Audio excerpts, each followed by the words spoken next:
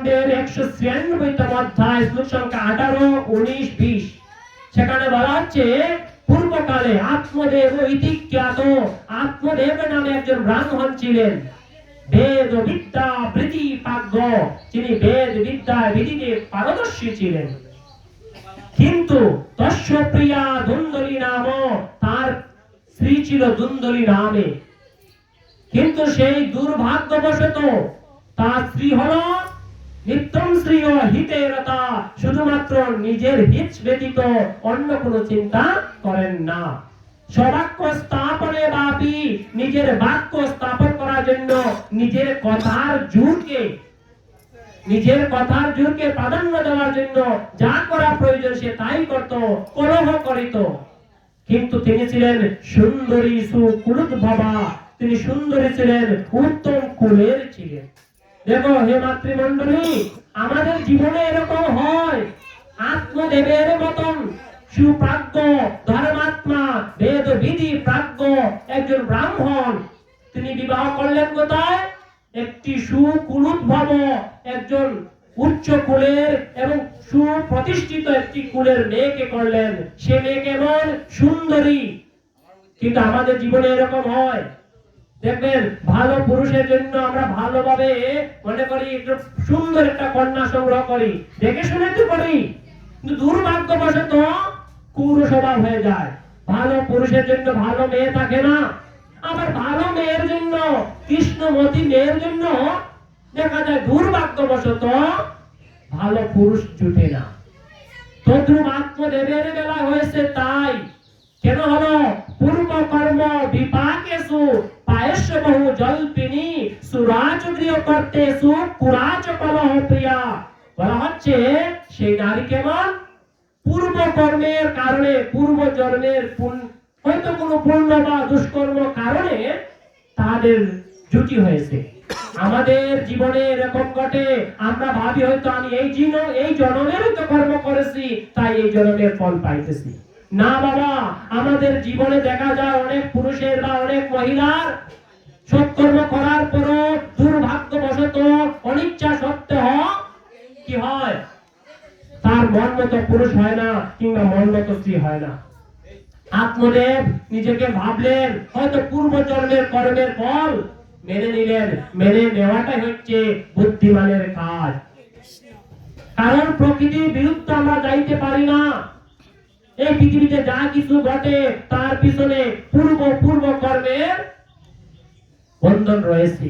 তাই পূর্ব কর্মকে প্রাধান্য দিয়ে মাতা পিতাকে মান্য করে সেইগুলোকে স্বীকার করে নিতে হয় বাবা।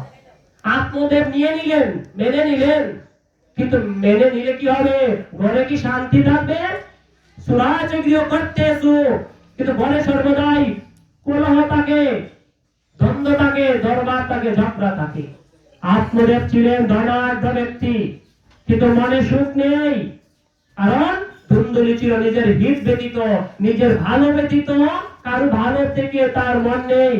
সাধু গুরু বৈষ্ণব আসলে তাদের কোনো সেবা শুশ্রূষা বা কাউকে কিছু দেবে সেটা দেখার বিষয় না, স্বামী খাইলো কি না খাইলো সেটাও দেখার বিষয় না, নিজের উদর পূরণ হইল কিনা, নিজের রূপচর্চার প্রতি দৃঢ়তা রাখতেন। আর কি করতেন? যেন নিজের বয়স কমে না যায়। এই জগতে আমরা যা কিছু করি না কেন, দেখো এই সংসারটা অনিত্য। আমরা ভাবি এই যৌবন হয়তো আমাদের থাকবে, আমরা ভাবি এই সময় আমার শরীরে যে শক্তি রয়েছে তা চিরকাল থাকবে, আর চিরকাল থাকার জন্য আমরা চেষ্টা করি। কিন্তু বাস্তবে এই সংসার অনিত্য, এই সংসারে সুখ অনিত্য, সুখ নেই। আমরা তো সুখের জন্য পিতা মাতাকে ছাড়িয়া অন্য পুরুষের হাত ধরিয়া বের হয়ে যাই, একটু সুখের জন্য, একটু কামনার জন্য, একটু ইন্দ্র তৃপ্তির জন্য। গীতায় ভগবান বলছেন, শুনো শুনো আরে মূঢ়গণ, এই সংসারে সুখ কি জানো? অনিত্যম অসুখম লোকম ইমং পাত্যম বদস্যমাম। এই সংসারে অনিত্য, অসুখী, সুখ নেই। এই সংসারে কোনো সুখ নেই। শ্রীমদ্ ভগবত গীতার 9ম অধ্যায়ের 33 নং শ্লোকটি পড়ে দেখবেন, ভগবান বলেন অনিত্যম অসুখম। এই সংসারে যা কিছু এই মুহূর্তে রয়েছে তা অনিত্য, কাল নাও থাকবে। থাকবে। এই সংসারে সুখ নেই।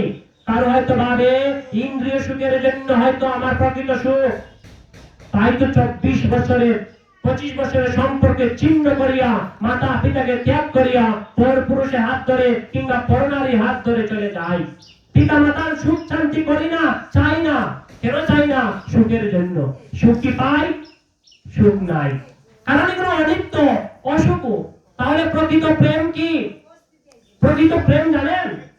একটি পুরুষ কিংবা একটি মহিলা কিংবা পিতা পুত্র সুখ নেই। সুখ কোথায়?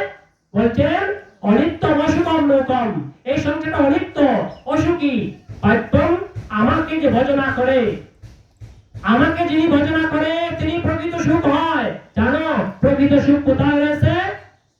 তুমি জিজ্ঞাসা করে দেখো, এই সংসারে প্রকৃত সুখ কেউ নেই। যে আমরা সবাই আছি, কোনো না কোনো কারণে আমরা দুঃখিত। গোস্বামী তুলসীদাস বলছেন, তিনি জিজ্ঞাসা করিতেছেন,